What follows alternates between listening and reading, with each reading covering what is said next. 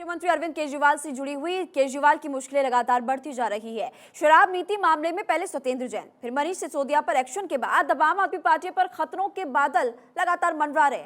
हर मुश्किल को मौका बनाने में माहिर केजरीवाल भी शराब नीति के चक्रव्यूह में फिलहाल फंसते नजर आ रहे हैं। कैसे, इस खास रिपोर्ट के जरिए आपको हम दिखाते हैं।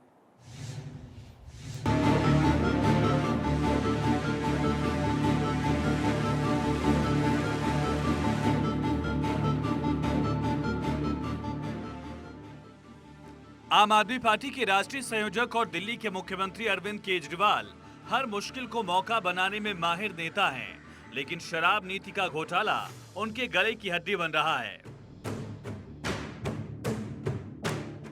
इस मामले में उनके नेता एक एक करके जेल जा रहे हैं और पूरी पार्टी के ऊपर खतरा मंडरा रहा है। इस खतरे का दायरा इसलिए भी बड़ा हो गया क्योंकि केजरीवाल के पास जनाधार वाले या राजनीतिक पृष्ठभूमि वाले नेता नहीं बचे हैं।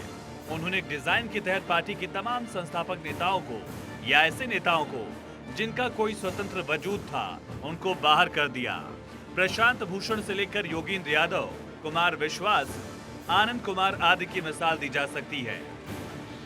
उसके बाद उनके पास एमएलए तो बहुत हो गए और राज्यसभा के सांसद भी 10 हो गए, लेकिन नेता गिनती के बचे। मनीष सिसोदिया और संजय सिंह के अलावा ले देकर गोपाल राय और अब राज्यसभा में जाने के बाद राघव चड्ढा ही ऐसे नेता हैं जो राजनीति के मैदान में दिखाई देते हैं। केंद्रीय जांच एजेंसियों ने मनीष सिसोदिया और संजय सिंह को गिरफ्तार कर लिया है।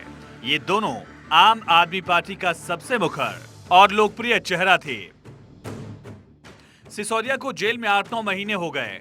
निचली अदालत और हाईकोर्ट ने उनकी जमानत नामंजूर कर दी है। लंबा समय बीत जाने और पत्नी की गंभीर बीमारी की दलीलों के बावजूद उनको जमानत नहीं मिली। अब उनकी जमानत पर सुप्रीम कोर्ट में सुनवाई हो रही है, लेकिन वहां दूसरी मुश्किल खड़ी होती दिख रही है। सर्वोच्च अदालत ने उल्टी एजेंसियों से पूछा कि जब घोटाले का पैसा पार्टी के खाते में गया तो पार्टी को आरोपी क्यों नहीं बनाया गया।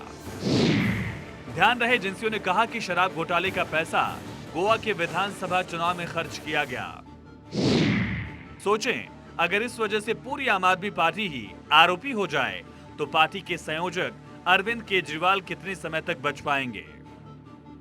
बहरहाल आम आदमी पार्टी के संस्थापक नेताओं को निकालने के बाद भी केजरीवाल के पास मौका था कि वो मजबूत जनाधार वाले और राजनीतिक पृष्ठभूमि वाले लोगों को राजनीति में आगे करते, पार्टी में पद लेते, सांसद या विधायक बनाते, लेकिन उन्होंने अपनी असुरक्षा में काम नहीं किया। उन्होंने बिना आधार वाले निराकार चेहरों को आगे किया। मिसाल के तौर पर दिल्ली से 3 राज्यसभा सदस्य बनाने का उनको मौका मिला तो उन्होंने 1 सीट संजय सिंह को दी, लेकिन 2 सीटों पर सुशील गुप्ता और एनडी गुप्ता को उच्च सदन भेजा, जिनका कोई राजनीतिक वजूद नहीं है। इसी तरह पंजाब में 7 राज्यसभा सांसद बनाने का मौका मिला तो उन्होंने वहां भी क्रिकेटर हरभजन सिंह के अलावा 3 कारोबारियों अशोक मित्तल, संजीव अरोड़ा, विक्रमजीत सिंह साहनी, एक चुनाव प्रबंधक संदीप पाठक और एक धार्मिक गुरु संत बलबीर सिंह को उच्च सदन में भेजा।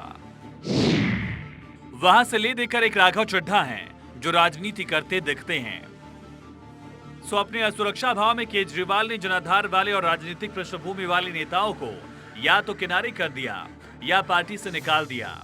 उन्होंने पिछले कुछ दिनों से अपनी महत्वाकांक्षाओं को ताले में बंद करके विपक्षी पार्टियों के साथ संबंध सुधारे हैं।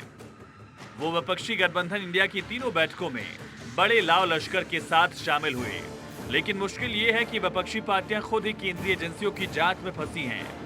ज्यादातर पार्टियों के खिलाफ वैसे ही कार्रवाई चल रही है जैसे आम आदमी पार्टी के खिलाफ चल रही है। तृणमूल कांग्रेस से लेकर झारखंड मुक्ति मोर्चा, राष्ट्रीय जनता दल से लेकर जनता दल यू तक तमाम क्षेत्रीय पार्टियां मुश्किल में हैं।